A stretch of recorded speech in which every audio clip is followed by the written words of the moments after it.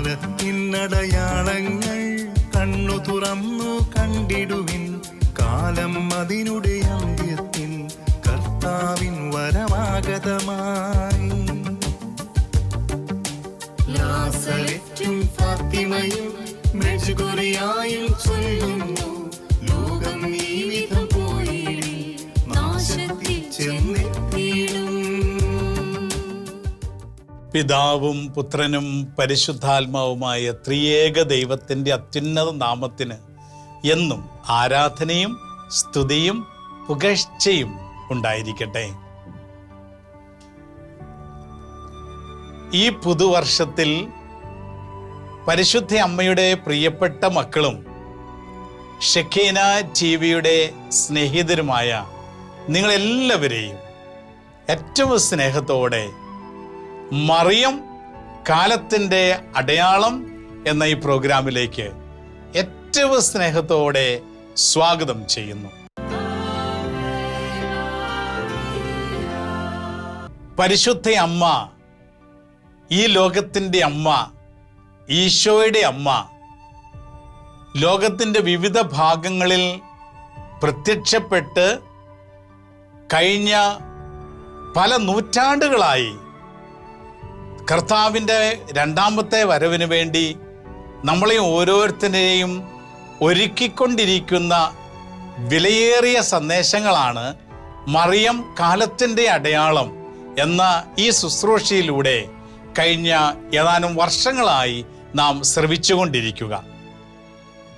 ഈ കഴിഞ്ഞ വർഷത്തിൻ്റെ അവസാനം നമ്മുടെ നാട്ടിൽ കഞ്ചിക്കോട്, പാലക്കാട് അടുത്തുള്ള കഞ്ചിക്കോട് റാണി ജോൺ എന്ന സഹോദരിയിലൂടെ പരിശുദ്ധ അമ്മയും ഈശോയും നൽകിയ സന്ദേശങ്ങളാണ് നാം കണ്ടുകൊണ്ടിരുന്നത്. ഈ പുതുവർഷത്തിൻ്റെ ആരംഭത്തിൽ പരിശുദ്ധ അമ്മ നമുക്ക് നൽകിയ ഈ വിലപ്പെട്ട സന്ദേശങ്ങൾ നമ്മൾ സ്വീകരിക്കുന്നതോടൊപ്പം തന്നെ പരിശുദ്ധ അമ്മയിൽ നാം കാണുന്ന 7 നല്ല ഗുണങ്ങൾ ഈ പുതുവർഷത്തിൽ നാം അനുകരിക്കുവാനും ആ പുണ്യങ്ങളെല്ലാം നമ്മുടെ ജീവിതത്തിൻ്റെ ഭാഗമായി മാറുവാനും നാം ആഗ്രഹിക്കുകയാണ്.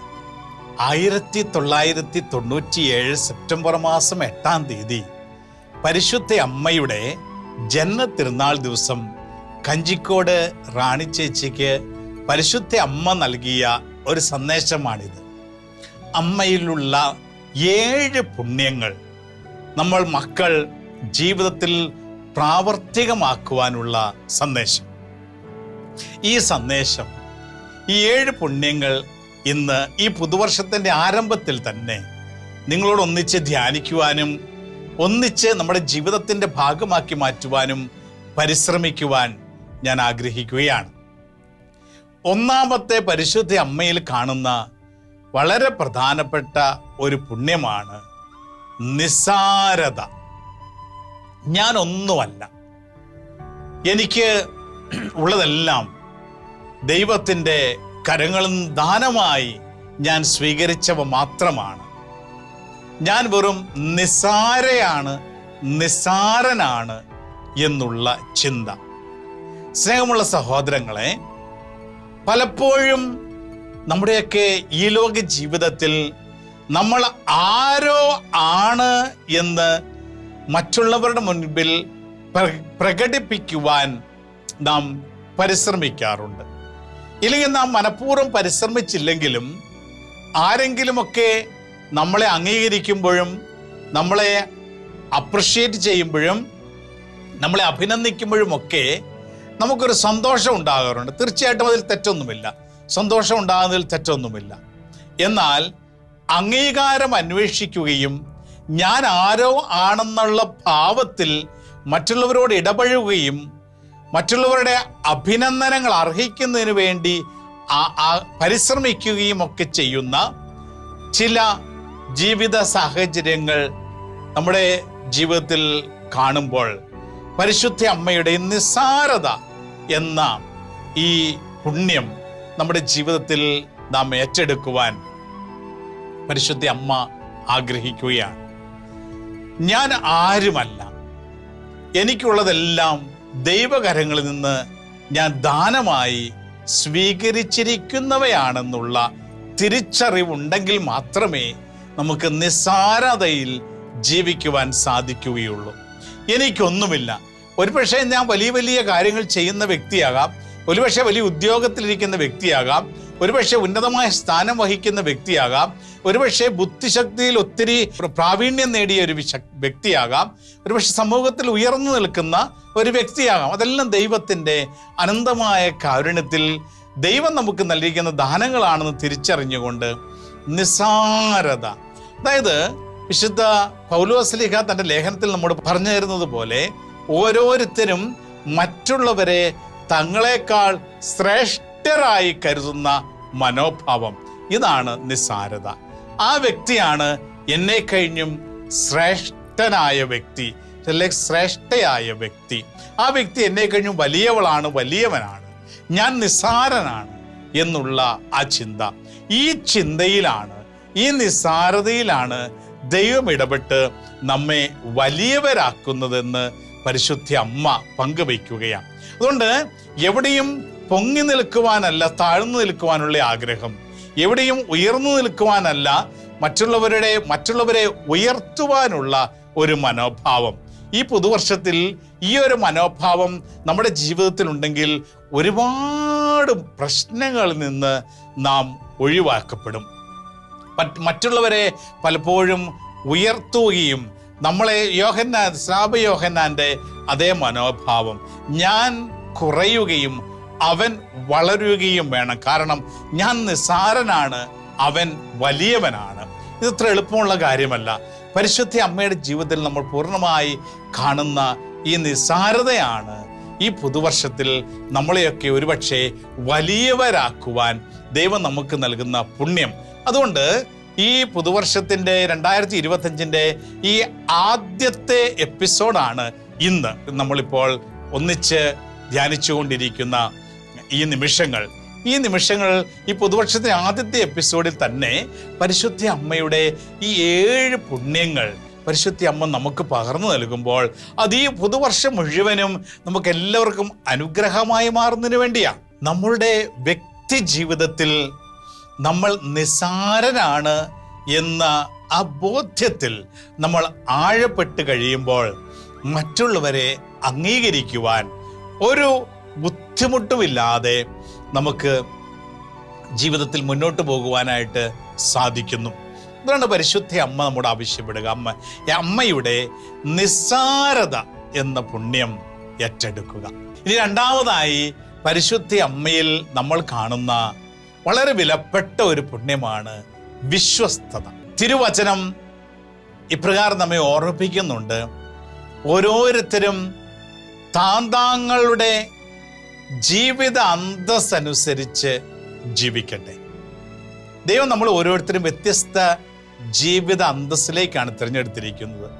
നമ്മളെ പലരും കുടുംബ ജീവിതത്തിലേക്ക് ദൈവം തിരഞ്ഞെടുത്തിട്ടുണ്ട്, നമ്മളെ പലരും പൗരോഹിത്യ ജീവിതത്തിലേക്ക് ദൈവം തിരഞ്ഞെടുത്തിട്ടുണ്ട്, സന്യാസ സമർപ്പണ ജീവിതത്തിലേക്ക് ചിലരെ ദൈവം തിരഞ്ഞെടുത്തിട്ടുണ്ട്, മറ്റു പല ജീവിത രീതിയിലേക്കും ദൈവം നമ്മെ തിരഞ്ഞെടുത്തിട്ടുണ്ട്. വചനം പഠിപ്പിക്കുകയാണ്, ഓരോരുത്തർക്കും തങ്ങൾക്ക് ലഭിച്ചിരിക്കുന്ന ജീവിത അന്തസ്സിനനുസരിച്ച്, ഇല്ലെങ്കിൽ തങ്ങൾക്ക് ലഭിച്ചിരിക്കുന്ന ദൈവ വിളി അനുസരിച്ച് ജീവിക്കട്ടെ. അതിൻ്റെ അർത്ഥം എന്താണ്? തങ്ങൾക്ക് ലഭിച്ചിരിക്കുന്ന ആ ദൈവവിളിയോട്, ജീവിത അന്തസ്സിനോട് ഏറ്റവും വിശ്വസ്തത പുലർത്തി ജീവിക്കുവാൻ പരിശുദ്ധ അമ്മ നമ്മൾ ആവശ്യപ്പെടുക. അമ്മയുടെ ജീവിതത്തിൽ നമ്മൾ കാണുന്നത് അത് തന്നെയാണല്ലോ.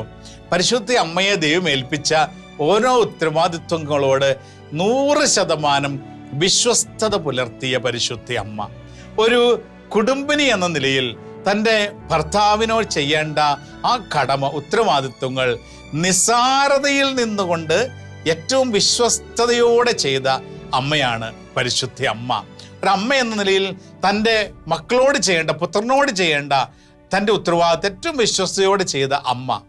ഒരു കുടുംബത്തിൽ ഒരംഗമെന്ന നിലയിൽ, സമൂഹത്തിൻ്റെ അംഗം എന്ന നിലയിൽ സമൂഹത്തിൽ ചെയ്യേണ്ട ഉത്തരവാദിത്വങ്ങൾ ഏറ്റവും വിശ്വസ്തയോടെ ചെയ്ത പരിശുദ്ധി അമ്മ ഇന്ന് 2025 ആരംഭത്തിൽ പരിശുദ്ധി അമ്മ നമ്മോട് പറയുകയാണ്, മക്കളെ, നിങ്ങളെ ഏൽപ്പിച്ചിരിക്കുന്ന കാര്യങ്ങളിൽ ഏറ്റവും വിശ്വസ്തരായിരിക്കുക.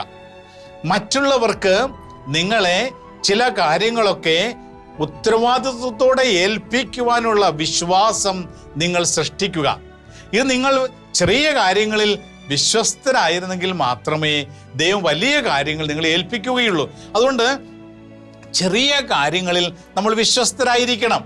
ചില സന്യാസ സമർപ്പിത പൗരോഹിത്യ ജീവിതത്തിലൊക്കെ നമ്മൾ ആയിരിക്കുമ്പോൾ, ഇല്ലെങ്കിൽ നമ്മുടെ ചില ഉദ്യോഗങ്ങളിൽ, ജോലികളിലൊക്കെ നമ്മൾ ആയിരിക്കുമ്പോൾ, ഒരുപക്ഷെ നമ്മൾക്ക് അർഹിക്കുന്ന ഒരു ജോലി അല്ലെങ്കിൽ അർഹിക്കുന്ന ഒരു പദവി ലഭിക്കാത്ത ചില സാഹചര്യങ്ങളൊക്കെ ഉണ്ടാകുമ്പോൾ, ചില വ്യക്തികൾ നമ്മളെ കഴിഞ്ഞും ഉയർന്നു നിൽക്കുന്ന അല്ലെങ്കിൽ ഉന്നത പദവികൾ വഹിക്കുന്നതൊക്കെ കാണുമ്പോൾ ചിലപ്പോൾ നമുക്ക് ചിന്തിക്കാം, ആ വ്യക്തിയെ കഴിഞ്ഞും എത്ര മനോഹരമായി എനിക്ക് ഒരുപക്ഷെ അത് ചെയ്യാമായിരുന്നു, ഞാൻ ആ വ്യക്തിയെ കുറെ കൂടെ നന്നായിട്ടൊക്കെ ചെയ്യുമായിരുന്നല്ലോ എന്നൊക്കെയുള്ള ചിന്ത നമ്മൾ മനസ്സിലേക്ക് വരുമ്പോൾ, പ്രിയമുള്ള സഹോദരങ്ങളെ, നമ്മൾ ചിന്തിക്കുകയാണ്, ആ വ്യക്തി വഹിക്കുന്ന ആ സ്ഥാനത്തേക്കോ ആ വ്യക്തിയുടെ ജോലിയിലേക്കോ അല്ല ഞാൻ നോക്കേണ്ടത്.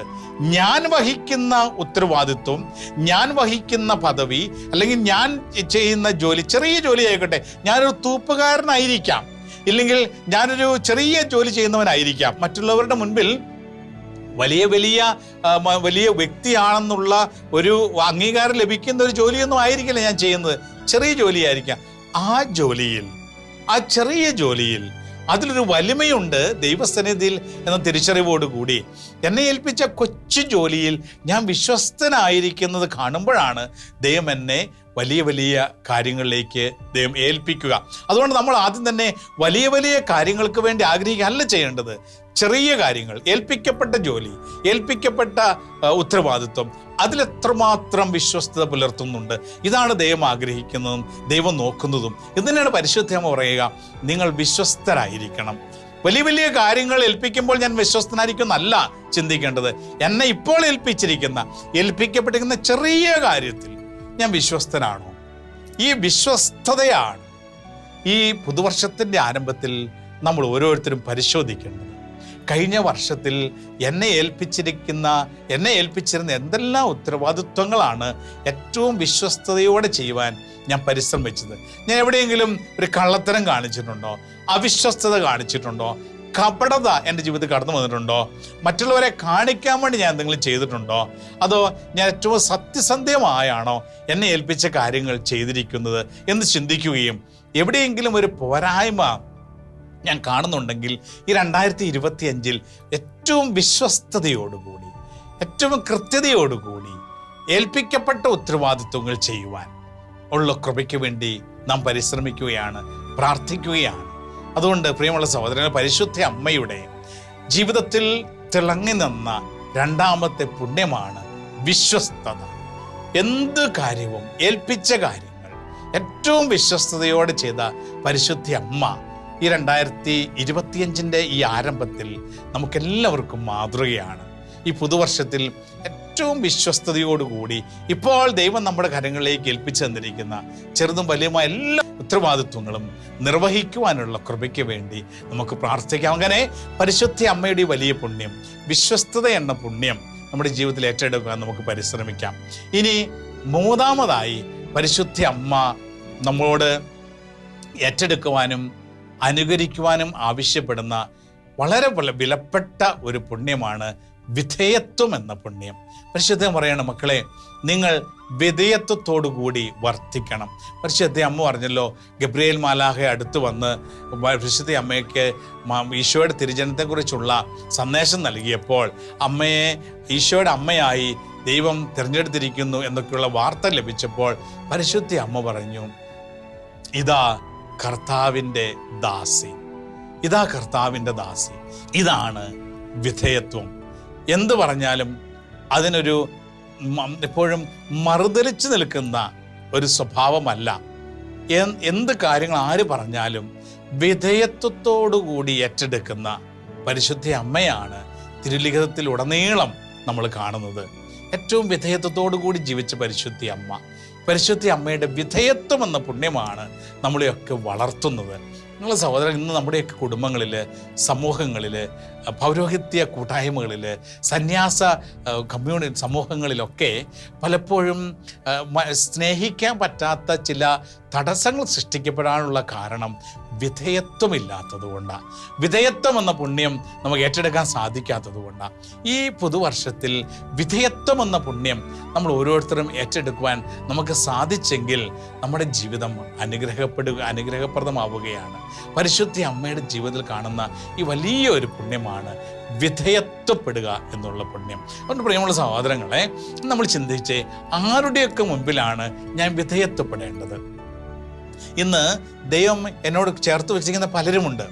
അപ്പോൾ ഈ മക്കളുടെയൊക്കെ ജീവിതത്തിൽ ഞാൻ വിധേയത്വപ്പെടേണ്ട വ്യക്തികളുടെ മുൻപിൽ ഞാൻ വിധേയത്വപ്പെട്ടുകൊണ്ടാണോ ജീവിക്കുന്നത്? എൻ്റെ ഭർത്താവിൻ്റെ മുമ്പിൽ ഞാൻ വിധേയത്വപ്പെട്ടുകൊണ്ടാണോ ജീവിക്കുന്നത്? സ്നേഹമുള്ള സഹോദരങ്ങളെ, എൻ്റെ ജീവിതത്തിൽ എവിടെയാണ് ഞാൻ വിധേയത്വപ്പെടേണ്ടത്? എൻ്റെ ജീവിതത്തിൽ ആരുടെ മുൻപിലാണ് ഞാൻ വിധേയത്വപ്പെടേണ്ടത് എന്ന് നമ്മൾ ഒന്ന് പരിശോധന നടത്തുവാൻ ഈ പുതുവർഷത്തിൽ പരിശുദ്ധ അമ്മ നമ്മോട് ആവശ്യപ്പെടുകയാണ്. ഇത്രയും നാളും വിധേയത്വപ്പെടേണ്ട വ്യക്തികളുടെ മുൻപിൽ ഞാൻ വിധേയത്വപ്പെട്ടാണോ ഞാൻ ജീവിച്ചിട്ടുള്ളത്? ആരുടെ മുൻപിലാണ് ഞാൻ വിധേയത്വപ്പെടേണ്ടത്? എന്നെ ദൈവം എന്നോട് ചേർത്ത് വെച്ചിരിക്കുന്ന ചില വ്യക്തികളുടെ മുൻപിൽ ഞാൻ വിധേയത്വപ്പെടേണ്ടവനാണ്, അല്ലെ വിധേയത്വപ്പെടേണ്ടവളാണ്. ഈ വ്യക്തികളെ നമ്മൾ കണ്ടുപിടിക്കണം. ഞങ്ങൾക്ക് ഈക്വൽ സ്റ്റേറ്റസ് ആണ് സമൂഹത്തിൽ എന്ന് പലപ്പോഴും നമ്മൾ ചിന്തിക്കാറുണ്ട്. ഓക്കെ, ഈക്വൽ സ്റ്റേറ്റസ് ആണ് എല്ലാവർക്കും. എന്നാൽ വിധേയത്വത്തിന് വലിയൊരു വിലയുണ്ട്. നമ്മൾ ചിലരുടെ മുൻപിൽ നമ്മളെ തന്നെ വിട്ടുകൊടുത്ത് വിധേയത്വപ്പെടുമ്പോഴാണ് അവിടെ ദൈവം നമ്മളെ ഉയർത്തുക. അവിടെയാണ് കുടുംബജീവിതത്തിൽ, സമൂഹ ജീവിതത്തിൽ, വ്യക്തി ജീവിതത്തിൽ അവിടെ അനുഗ്രഹങ്ങൾ സ്വീകരിക്കപ്പെടുക. വിധേയത്വമുള്ളിടത്താണ് അനുഗ്രഹങ്ങൾ സ്വീകരിക്കപ്പെടുക. അതുകൊണ്ടാണല്ലോ പ്രഭാഷക പുസ്തകത്തിൻ്റെ 3-ാം അധ്യായത്തിൻ്റെ 18-ാം വചനത്തിൽ ദൈവത്തിൻ്റെ പരിശുദ്ധാത്മാവ് ഇപ്രകാരം എഴുതി വച്ചിരിക്കുക: നീ എത്രമാത്രം ഉന്നതനാണോ അത്രമാത്രം വിനീതനാവുക, അപ്പോൾ നീ കർത്താവിൻ്റെ കൃപയ്ക്ക് പാത്രമാകും. ആ വിധേയത്വപ്പെടുന്ന ആ നിമിഷത്തിലാണ് കർത്താവിൻ്റെ കൃപയ്ക്ക് നീ പാത്രമാകുന്നത്. പ്രിയമുള്ള സഹോദരങ്ങളെ, ഇന്ന് നമുക്ക് പരിശോധിക്കുകയാണ് ആരുടെ മുൻപിലാണ് ഈ പുതുവർഷത്തിൽ ഇത്രയും നാൾ എനിക്ക് വിധേയത്വപ്പെടാൻ സാധിക്കാതിരുന്നത്. ആ വ്യക്തിയുടെ മുൻപിൽ വിധേയത്വപ്പെട്ടുകൊണ്ട് കർത്താവിൻ്റെ കൃപയ്ക്ക് പാത്രമാകുവാനുള്ള ഒരു പരിശ്രമം നമുക്ക് ഈ പുതുവർഷത്തിൻ്റെ ആരംഭത്തിൽ തന്നെ നമുക്ക് ഏറ്റെടുക്കാം. വിധേയത്വപ്പെടുവാനുള്ള ഒരു പരിശ്രമം, മറ്റുള്ളവരുടെ മുമ്പിൽ ഉയർന്നു നിൽക്കുവാനുള്ള. ഞാൻ വിധേയത്വപ്പെടേണ്ട ചില വ്യക്തികളെ എനിക്ക് വിധേയത്വപ്പെടുവാൻ ബുദ്ധിമുട്ടുള്ളത് കൊണ്ട് അവരെ താറടിച്ച് കാണിക്കുവാനും അവരുടെ മേൽ ഉയർന്നു നിൽക്കുവാനും അവരെ മറ്റുള്ളവരുടെ മുൻപിൽ അടിച്ചിരുത്തുവാനും ഒക്കെ പരിശ്രമിച്ച ചില നിമിഷങ്ങളുണ്ടാകാം. ആ നിമിഷങ്ങളൊക്കെ ദൈവസ്ഥനിൽ സമർപ്പിച്ച് മാപ്പപേക്ഷിച്ചുകൊണ്ട് ദൈവം എവിടെയാണോ ഞാൻ വിധേയത്വപ്പെടാൻ ആഗ്രഹിക്കുന്നത് അവിടെ ഞാൻ വിധേയത്വപ്പെട്ടാൽ മാത്രമേ കർത്താവിൻ്റെ കൃപയ്ക്ക് എനിക്ക് പാത്രമാകാൻ സാധിക്കുകയുള്ളൂ എന്ന ഒരു തിരിച്ചറിവാണ് ഈ പുതുവർഷത്തിൻ്റെ ആരംഭത്തിൽ തന്നെ നാം ഏറ്റെടുക്കേണ്ടത്. പ്രിയമുള്ള സഹോദരങ്ങളെ, പരിശുദ്ധ അമ്മയുടെ പുണ്യങ്ങളിൽ ഒന്നാമത്തെ പുണ്യം നാം കണ്ടു നിസ്സാരത എന്ന പുണ്യം, രണ്ടാമത് നാം കണ്ടു വിശ്വസ്തത എന്ന പുണ്യം, മൂന്നാമതായി നാം കണ്ടു വിധേയത്വം എന്ന പുണ്യം. ഇനി നാലാമതായി പരിശുദ്ധ അമ്മയുടെ ജീവിതത്തിൽ നാം കാണുന്ന പുണ്യമാണ് ശാന്തത. ശാന്തത എപ്പോഴും എവിടെയും പൊട്ടിത്തെറിക്കുന്ന ഒരു ശീലമല്ല, ശാന്തതയോടുകൂടി ഇരിക്കുക. എത്രമാത്രം കലുഷിതമായ സാഹചര്യങ്ങൾ ചുറ്റുപാടുമുണ്ടെങ്കിലും ശാന്തതയോടെ ഇരിക്കുക, അത് വലിയൊരു പുണ്യമാണ്. ശാന്തത, ശാന്ത മനോഭാവം. ശ്രീമുള്ള സഹോദരങ്ങളെ, സങ്കീർത്തന പുസ്തകത്തിൻ്റെ 46-ാം അധ്യായത്തിൻ്റെ 10-ാം തിരുലിഖിതത്തിൽ ഇപ്രകാരം നാം വായിക്കുന്നുണ്ടല്ലോ: ശാന്തമാകുക, ഞാൻ ദൈവമാണെന്ന് അറിയുക. ദൈവത്തിൻ്റെ ഒരു കൃപയാണ്, ദൈവത്തിൻ്റെ ഒരു സ്വഭാവമാണ് ശാന്തശീലം. ഞാൻ ശാന്തശീലനും വിനീത ഹൃദയനുമാകിയാൽ എന്നിൽ നിന്ന് പഠിക്കുവാൻ കർത്താവ് നമ്മോട് ആവശ്യപ്പെടുന്നുണ്ടല്ലോ. ശാന്തശീലത നമ്മുടെ ജീവിതത്തിൽ നാം ഏറ്റെടുക്കണം. ചിന്തിക്കുന്ന ഇപ്രകാരമാണ്: എൻ്റെ ജീവിതം ശാന്തത നിറഞ്ഞ ജീവിതമാണോ അതോ പൊട്ടിത്തെറിയുടെ ഒരു ജീവിതമാണോ? ചില വ്യക്തികളുടെയൊക്കെ അടുത്ത് പോയി എന്തെങ്കിലും സംസാരിക്കാൻ ആൾക്കാർക്ക് ഭയമാണ്. കാരണം എന്താ? എന്ത് സംസാരിച്ചാലും മുൻകോപമാ, പൊട്ടിത്തെറിയാണ്, ഒരു സ്നേഹത്തോടെ ഇടപെടില്ല. എന്നാൽ ചില വ്യക്തികളുടെ അടുത്ത് എന്തു സംസാരിക്കാനും ആൾക്കാർക്ക് സന്തോഷമാണ്. കാരണം അവിടെ ഒരു ശാന്തതയുണ്ട്. പ്രിയമുള്ള സഹോദരങ്ങളെ, ആർക്കാണ് ശാന്തത അനുഭവിക്കാൻ സാധിക്കുക? ദൈവത്തെ തിരിച്ചറിഞ്ഞ് ദൈവത്തിന് പൂർണ്ണമായി സമർപ്പിക്കപ്പെട്ട് ദൈവം അറിയാതെ ഒന്നും എൻ്റെ ജീവിതത്തിൽ സംഭവിക്കുന്നില്ല എന്ന ബോധ്യമുള്ളവർക്കാണ് ശാന്തരായി ജീവിക്കാൻ സാധിക്കുക. ഒന്നും അവരെ ബാധിക്കില്ല, ഒന്നും അവരെ അസ്വസ്ഥതപ്പെടുത്തില്ല. അതുകൊണ്ടാണ് സങ്കീർത്തന പുസ്തകത്തിൽ നമ്മളിപ്പോൾ കേട്ട വചനം, ശാന്തമാവുക, ഞാൻ ദൈവമാണെന്ന് അറിയുക. ഈ വചനം നമ്മളെയൊക്കെ എല്ലാവരെയും ശക്തിപ്പെടുത്തുന്ന വചനമാണ്. ശാന്തതയോടുകൂടി ജീവിക്കുക. കാരണം എന്താണ്? നമുക്കൊരു ദൈവമുണ്ട്. ഏത് സാഹചര്യങ്ങളിലും നമ്മളെ സഹായിക്കുവാനും നമ്മളെ കൈപിടിച്ച് നടത്തുവാനും നമ്മളെ അനുഗ്രഹിക്കുവാനും സഹായിക്കുവാനും കഴിവുള്ള ഒരു ദൈവമുണ്ട്. പിന്നെ എന്തിന് നമ്മൾ അസ്വസ്ഥരാകണം? പിന്നെ എന്തിന് പൊട്ടിത്തെറിക്കണം? ദൈവത്തിൻ്റെ മുൻപിലാണ് നമ്മളുള്ളതെന്നുള്ള ബോധ്യം. ഞാൻ ഓർക്കുകയാണ് സഹോദരൻ, ഞാൻ ഈ ഇടയ്ക്ക് എൻ്റെ ആത്മീയ പിതാവിൻ്റെ അടുത്ത് സംസാരിച്ചപ്പോൾ, അത് കുമ്പസാരത്തിലൂടെ അതിനുശേഷം പിന്നെ ആത്മീയ പിതാവിനോട് ആത്മീയ ഉപദേശങ്ങൾ അദ്ദേഹം നൽകി കഴിഞ്ഞപ്പോൾ അദ്ദേഹം പറഞ്ഞ ഒരു കാര്യം എന്നെ സ്പർശിച്ച പ്രകാരം: മകനെ, നീ എപ്പോഴും ചിന്തിക്കുക, നീ എപ്പോഴും ദൈവത്തിൻ്റെ തിരുമുൻപിലാണ് എന്നുള്ള ചിന്ത എപ്പോഴും നിനക്കുണ്ടാകട്ടെ. ദൈവത്തിൻ്റെ മുൻപിൽ നമുക്കൊരിക്കലും മറിഞ്ഞിരിക്കാൻ സാധിക്കില്ല. നമ്മളിപ്പോൾ ഡോൺ ബോസ്കോ തൻ്റെ കൂടെ ഉണ്ടായിരുന്ന യുവജനങ്ങൾ എപ്പോഴും പറയുമായിരുന്നു, ഗോഡ് സീസ് യു, ദൈവം നിങ്ങളെ കാണുന്നു. ഡോൺ ബോസ്കോയുടെ മുറിയിലും കട്ടിടപ്പടിയിലും ഓഫീസിലെ ആ കോർട്ടറിയിലൊക്കെ ചിലപ്പോൾ എല്ലായിടത്തും എഴുതി വെച്ചിരുന്ന ഒരു വാചകമാണിത്: ദൈവം നിന്നെ കാണുന്നു. അത് ദൈവം ഒരു പോലീസുകാരനെ പോലെ കാണുന്നതല്ല എൻ്റെ അർത്ഥം. നിന്നെ കരുതലോടുകൂടി നിന്നെ സ്നേഹിക്കുന്ന ഒരു ദൈവത്തിൻ്റെ കരുണയുള്ള കരുണാർദ്രമായ കണ്ണുകൾക്ക് മുൻപിലാണ് നീ എപ്പോഴും എന്നുള്ള ചിന്ത. അതുകൊണ്ട് എൻ്റെ ആത്മീയ പിതാവ് പറഞ്ഞത് ഞാൻ ഓർക്കുകയാണ്, അവൻ എപ്പോഴും ദൈവ തിരുമുൻപിലാണ് നീ ഉള്ളതെന്നുള്ള ചിന്ത. പ്രിയമുള്ള സഹോദരങ്ങളെ, ഈ പുതുവർഷത്തിൽ ഈ ചിന്ത നിങ്ങളുമായി പങ്കുവയ്ക്കാൻ ഞാൻ ആഗ്രഹിക്കുകയാണ്. ശാന്തരായിരിക്കുവാൻ നമുക്ക് എല്ലാവർക്കും സഹായകമാകുന്നൊരു ചിന്തയാണ് നാം നമ്മുടെ തമ്പുരാൻ്റെ തിരുമുൻപിലാണ് എപ്പോഴും ഉള്ളത്. ഒരു നിമിഷം പോലും തമ്പുരാൻ്റെ മുൻപിൽ നിന്ന് മാറി നിൽക്കുവാൻ നമുക്ക് സാധിക്കില്ല. നമ്മൾ എവിടെ പോയി ഒളിച്ചിരുന്നാലും തമ്പുരാൻ നമ്മളെ കാണാൻ സാധിക്കും. ഏത് കൂരിട്ടിലാണെങ്കിലും ദൈവത്തിന് നമ്മളെ കാണാൻ സാധിക്കും. അതുകൊണ്ട് നമുക്ക് തമ്പുരാൻ്റെ മുൻപിൽ നിന്ന് മറഞ്ഞിരിക്കാൻ സാധിക്കില്ല. ഇതൊരു യാഥാർത്ഥ്യമാണല്ലോ. അതുകൊണ്ട് ഈ പുതുവർഷത്തിൽ നമ്മൾ ഏറ്റെടുക്കേണ്ട ഒരു കാര്യം ഇപ്രകാരമാണ്: എൻ്റെ തമ്പുരാൻ്റെ കരുതലുള്ള കണ്ണുകൾക്ക് മുൻപിലാണ് ഞാൻ എപ്പോഴും ഉള്ളത്. അതുകൊണ്ട് ഞാൻ എന്തിന് പൊട്ടിത്തെറിക്കണം? ആ ശാന്തത എന്ന മനോഭാവം, ഞാൻ ശാന്തശീലനും വിനീത ഹൃദയനുമാകിയാൽ എന്നിൽ നിന്ന് പഠിക്കുകയും എൻ്റെ മുഖം വഹിക്കുകയും ചെയ്യാൻ അരുളി ചെയ്ത കർത്താവിൻ്റെ ആ ശാന്ത മനോഭാവം, പരിശുദ്ധ അമ്മയിൽ നിറഞ്ഞു നിൽക്കുന്ന ഈ ശാന്തത ഈ പുതുവർഷത്തിൽ നമുക്ക് ചുറ്റുമുണ്ടാകുന്നതിന് വേണ്ടി, നമ്മൾ ഓരോരുത്തരും ഉണ്ടാകുന്നതിന് വേണ്ടി നമുക്ക് പരിശ്രമിക്കുകയും പ്രാർത്ഥിക്കുകയും ചെയ്യാം. അപ്പോൾ പരിശുദ്ധ അമ്മ നമുക്ക് അമ്മയുടെ ഈ പുണ്യങ്ങളിൽ അനുകരിക്കുവാൻ നമ്മൾ ആവശ്യപ്പെടുന്ന വളരെ പ്രധാനപ്പെട്ട ഒരു പുണ്യമാണ് ശാന്തത. ഇനി അടുത്തതായി പരിശുദ്ധ അമ്മയിൽ നാം കാണുന്ന വളരെ പ്രധാനപ്പെട്ട മറ്റൊരു പുണ്യമാണ് അനുസരണം. പരിശുദ്ധ അമ്മയുടെ അനുസരണം. നമ്മുടെ സഹോദരൻ, ഇന്ന് ലോകം മുഴുവനും അനുസരണക്കേടിൻ്റെ ദുരാത്മാവിനാൽ നിറഞ്ഞിരിക്കുകയാണ്. നമ്മളെല്ലാ മേഖലയും എടുത്തു നോക്കിയേ. കുടുംബത്തിൽ അനുസരണക്കേടുണ്ട്, സഭയിൽ അനുസരണക്കേടുണ്ട്, പൗരോഹിത്യ ജീവിതത്തിൽ അനുസരണക്കേടുണ്ട്, സന്യാസ ജീവിതത്തിൽ അനുസരണക്കേടുണ്ട്, നമ്മൾ ഓഫീസുകളിൽ ഉയർന്ന ഉദ്യോഗ തലങ്ങളിൽ അനുസരണക്കേടുണ്ട്. ഏത് മേഖല എടുത്തു നോക്കിയാലും എല്ലായിടത്തും അനുസരണക്കേടുണ്ട്. അനുസരണക്കേടിൻ്റെ ഭവിഷ്യത്ത് എന്താണ്? അവിടെ പൊട്ടിത്തെറിയുണ്ട്, അവിടെ കലഹമുണ്ട്, അവിടെ അരിശമുണ്ട്, കോപമുണ്ട്, അവിടെ വിദ്വേഷമുണ്ട്, വൈരാഗ്യമുണ്ട്. അനുസരണക്കേടിൻ്റെ ഫലം വളരെ നെഗറ്റീവ് എനർജി എല്ലായിടത്തും വ്യാപിക്കുക എന്നുള്ളതാണ്. എന്നാൽ എവിടെ അനുസരണമുണ്ടോ അവിടെ ശാന്തതയുണ്ട്, എവിടെ അനുസരണമുണ്ടോ അവിടെ സന്തോഷമുണ്ട്, എവിടെ അനുസരണമുണ്ടോ അവിടെ ഒരു യോജിപ്പുണ്ട്, എവിടെ അനുസരണമുണ്ടോ അവിടെ പരസ്പരം ഒരു പങ്കുവയ്ക്കലുണ്ട്. പ്രിയമുള്ള സഹോദരങ്ങളെ, ജീവിതത്തിൽ നമ്മളെ വളർത്തുന്നത് എന്താണ്? അനുസരണമാണ്. പരിശുദ്ധ അമ്മയുടെ ജീവിതത്തിൽ നമ്മൾ കാണുന്നത് അത് തന്നെയല്ലേ? വലിയൊരു പുണ്യമല്ലേ പരിശുദ്ധ അമ്മയുടെ ജീവിതത്തിൽ കാണുക? അനുസരണം എന്ന വലിയ പുണ്യം. നിന്ന് നമ്മളെല്ലാവരും, നമ്മൾ ആരെങ്കിലും ആരൊക്കെ ആയിക്കോട്ടെ, നമ്മൾ വലിയ വലിയ ഉദ്യോഗത്തിലിരിക്കുന്നവരാകാം, വലിയ വലിയ പദവികൾ വഹിക്കുന്നവരാകാം, ആരെങ്കിലും ഒക്കെ ആയിക്കോട്ടെ, അനുസരിക്കാൻ എനിക്ക് സാധിക്കുന്നുണ്ടോ എന്ന് ഈ പുതുവർഷത്തിൽ നമ്മളൊന്ന് പരിശോധിക്കണം.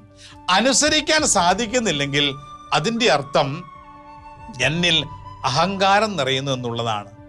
അനുസരിക്കാൻ സാധിക്കുന്നില്ലെങ്കിൽ അതിൻ്റെ അർത്ഥം ഞാൻ എളിമ അല്പം കൂടി എൻ്റെ ജീവിതത്തിൽ ഏറ്റെടുക്കേണ്ട ഒരു വ്യക്തിയാണ് എന്നുള്ളതാണ്. മറ്റുള്ള ഒരു വ്യക്തിയെ, എൻ്റെ അധികാരിയെ അനുസരിക്കാൻ ഞാൻ ബാധ്യസ്ഥനാണ്.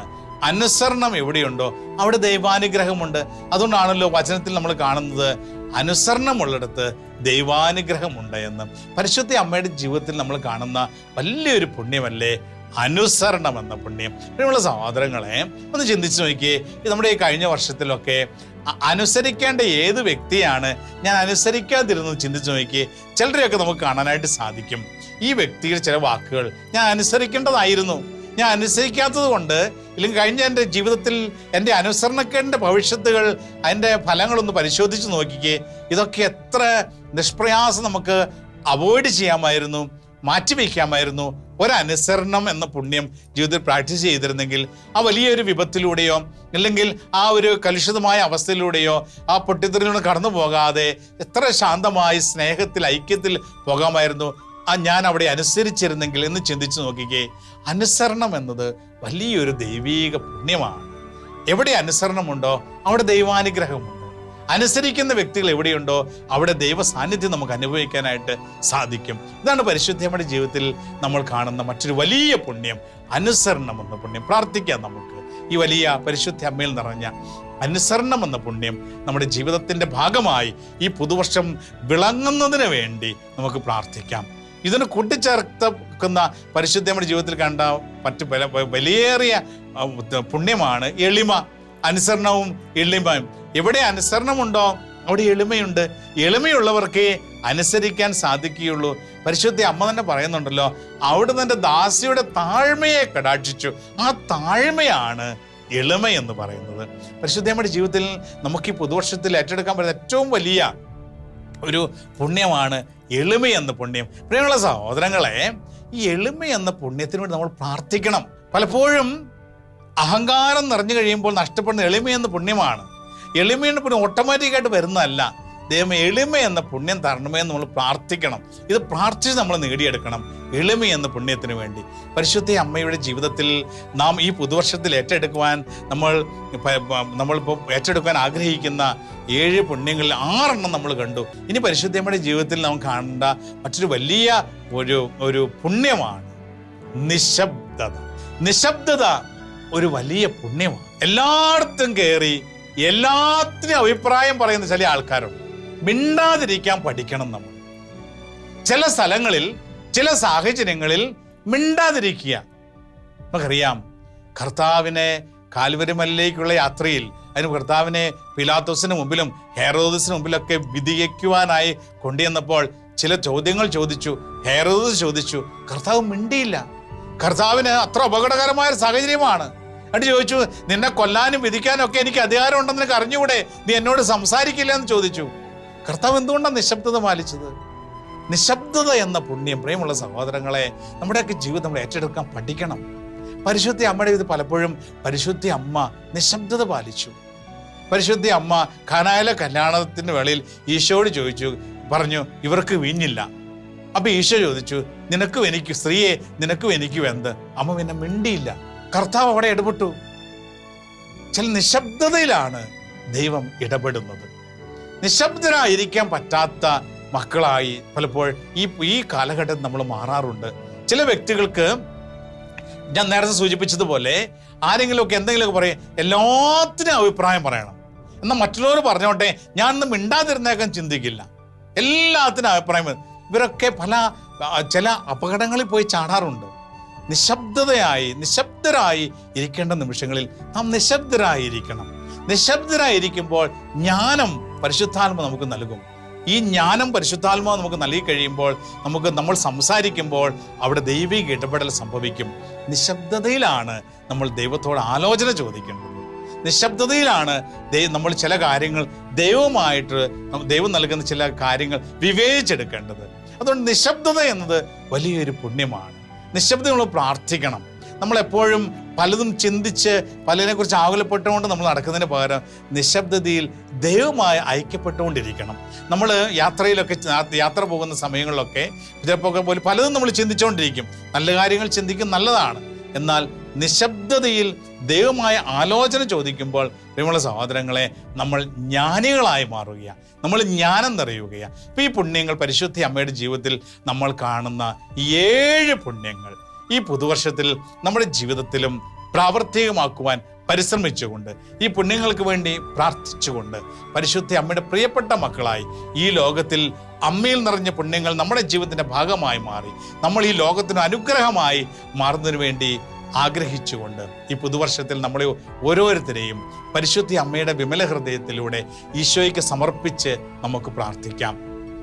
ഓ മറിയമേ, എൻ്റെ അമ്മേ, ഞാൻ മുഴുവനും അമ്മയുടേതാണ്. എന്നെ പിതാവും പുത്രനും പരിശുദ്ധാത്മാവുമായ ത്രിയേക ദൈവത്തിൻ്റെ മാത്രം സ്വന്തമാക്കി മാറ്റണമേ. ആമേൻ. നമ്മുടെ കർത്താവ് ഈശോ മിശിഹായുടെ കൃപയും പിതാവായ ദൈവത്തിൻ്റെ സ്നേഹവും പരിശുദ്ധാത്മാവിൻ്റെ സഹവാസവും സാന്നിധ്യവും അനുഗ്രഹവും നിങ്ങൾ ഓരോരുത്തരും എന്നും എപ്പോഴും ഉണ്ടായിരിക്കട്ടെ, ഇപ്പോഴും എപ്പോഴും എന്നേക്കും. ആമേൻ. Ave Maria.